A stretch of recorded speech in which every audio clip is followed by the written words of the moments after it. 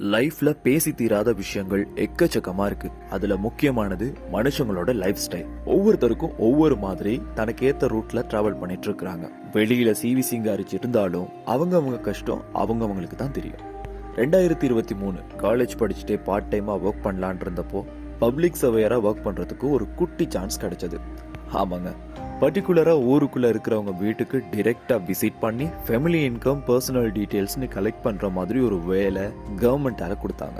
Free time எல்லாம் அந்த list எடுத்துட்டு டீடைல்ஸ் எடுக்க கிளம்பிடுவேன். 100 குடும்பங்களோட டீடைல்ஸ் எடுக்கிற டார்கெட்ல நான் அதை ஆரம்பிச்சேன். வாவ், என்ன ஒரு எக்ஸ்பீரியன்ஸ்! 100 குடும்பம் இல்லைங்க, 100 கதைகள், உண்மையான கதைகள். நமக்கு ஏதாவது ஒரு நல்லது நடந்துராதான்னு எதிர்பார்த்து இருக்கவங்களோட கதைகள். இன்னும் சொல்ல போனா 100 லெசன்ஸ்னே சொல்லலாம். ஒவ்வொருத்தரும் வாழ்ற விதம் அவ்வளோ வித்தியாசமா இருக்குன்றப்போ அதுல இருந்து கத்துக்கிறதுக்கு எவ்வளவு இருக்கும். சாதாரணமா மழை பெஞ்சா இடுப்பு உயரத்துக்கு வீட்டுக்குள்ள தண்ணி வர மாதிரியான வீட்டுல நாம வாழ்ந்தா எப்படி இருக்கும்? அந்த தண்ணி எல்லாம் குறையிறப்போ நமக்கு வரக்கூடிய ஹெல்த் ப்ராப்ளம்ஸை நம்ம ஃபேஸ் பண்றதா தான் எப்படி இருக்கும்? சீரியஸாவே 4-5 வீட்டுல கண்ணீர் விட்டு அழுதாங்க. இந்த பிள்ளைகள் படிக்கிறதுக்கு ஏதாவது பண்ணுங்க அப்படின்னு நின்னவங்க எத்தனை பேர்? ஒரு நாளைக்கு ஒரு நேரம் தான் சாப்பாடு. வேலைக்கே போகாத குடிகார புருஷனுக்கும் அவனோட அம்மாவுக்கும் 4 பிள்ளைங்களுக்கும் சமையல் பண்ணி வச்சுட்டு வேலைக்கு போயிட்டு வர ஒரு பொண்ணு.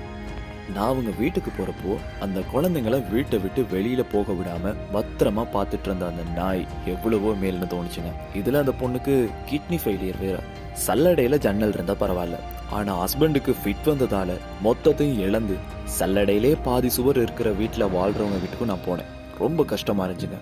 இந்த காலத்துலயும் கரண்ட் இல்லாம இருக்கிறாங்க எக்கச்சக்கமான குடும்பங்கள். சாப்பிட சரியா இல்லைனாலும் 10க்கு 10 வீட்டுல படிச்சு டாப் கிளாஸ்ல பாஸ் பண்ண பையனும் அங்கதான் இருக்கான்றது ஒரு பெரிய விஷயம் தானுங்க.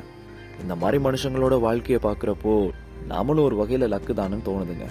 ஆனாலும் எதுவுமே இல்லைன்னு டெய்லி அவங்கள விட நாம புலம்புறதுதான் அதிகமாச்சு இல்ல.